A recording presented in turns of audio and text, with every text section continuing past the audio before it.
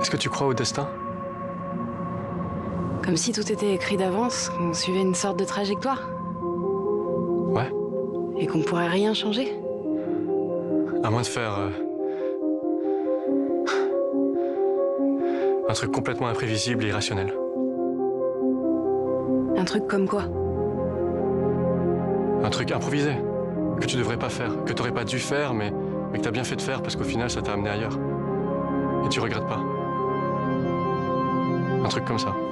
Bonsoir Pascal. Bonsoir Marion. Et Annecy, c'est le grand rendez-vous du film d'animation avec des films qui viennent des quatre coins du monde. Absolument, et c'est ce film français qui a remporté le cristal du meilleur long métrage, octroyé par un jury présidé par Julie Gaillet.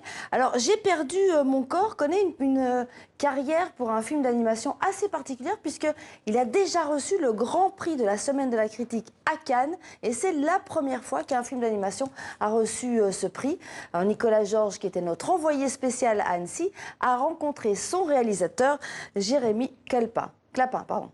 La grosse difficulté qui était le challenge qui m'a beaucoup plu, c'était d'arriver à donner de l'empathie pour un personnage qui n'a pas d'œil, qui n'a pas d'expression, tout ça. Donc il y avait vraiment un challenge pour un réalisateur à ce sujet-là, parce que ça pouvait passer que par la mise en scène.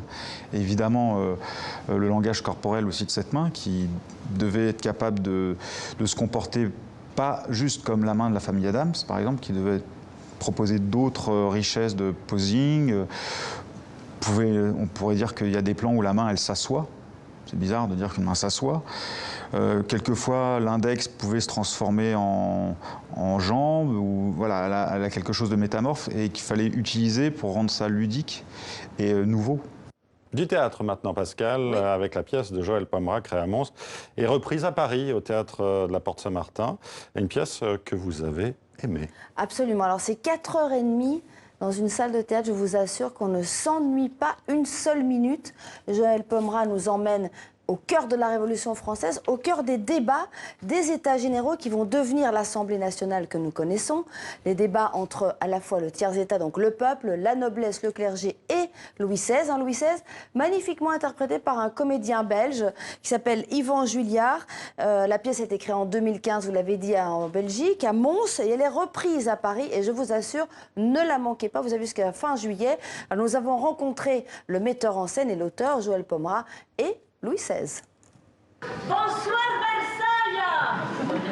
Pendant 4h30, les spectateurs sont plongés dans le processus révolutionnaire de 1789, au cœur des débats, aux origines de la colère contre le roi Louis XVI. Mesdames, messieurs, c'est la noblesse française qui s'oppose à Louis XVI, qui vient essayer de récupérer du pouvoir qui lui a été retiré depuis longtemps et qui fait vraiment comme une sorte de tentative de petite révolution de velours, mais qui met une opposition assez franche au roi et qui le force à appeler à ces états généraux qui finalement débouchent sur une révolution populaire. mais je ne comprends rien. Je désire mettre en place une imposition plus équitable. Comment la population pourrait-elle me considérer comme un dictateur? L'histoire se répète, ça c'est très très étonnant, c'est-à-dire que c'est une histoire qui s'est passée il y a plus de 200 ans, et en fait ça nous parle comme si c'était aujourd'hui. Il y a des questions sur le droit des femmes qui étaient abordées à cette époque-là, qui sont encore en question aujourd'hui. Parmi les autres thèmes encore très actuels, celui notamment de la répartition des impôts. Depuis quelques années déjà, notre système fiscal est ressenti par une importante majorité de la population comme injuste et très certainement dépassé. De surcroît, il favorise les catégories les plus aisées. Beauté du texte, force du discours. Dès les premiers jours de répétition, Joël Pomera implique ses comédiens dans l'écriture finale de la pièce. On avait les documents qu'on devait mémoriser, donc c'était des extraits des archives parlementaires, parfois des extraits de lettres, donc des matières brutes, pas encore traitées pour être interprétées, donc on partait vraiment de ces données-là. Et puis on devait retenir la pensée politique. Donc il y a eu plein de pensées politiques, ça va de l'extrême gauche à l'extrême droite, la noblesse, l'Église, voilà. S'approprier énormément de points de vue très très différents. Il lisait, je pense, 2-3 heures par jour avant de venir en répétition. S'ils n'avaient pas fait toutes ces lectures, voilà, ils n'auraient pas eu la vivacité intellectuelle pour pouvoir défendre véritablement ces choses aussi pointues.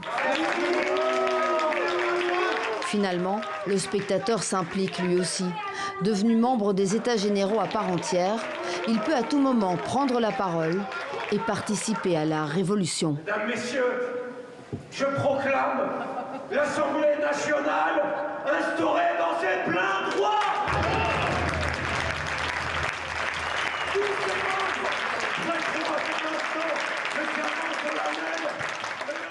Voilà, un public qui participe. Vous avez participé aussi, Pascal? Alors, je vous assure qu'en fait, le texte est tellement beau, d'un tel niveau, qu'en fait, on n'ose pas vraiment se lever et prendre la parole de peur du ridicule. En revanche, il y a eu des initiatives à certaines représentations. Il y a quelqu'un qui a lâché un gilet jaune au milieu de la salle, c'est pas anodin. Ou bien au Brésil, une femme qui s'est levée avec le poing levé pour soutenir la révolution.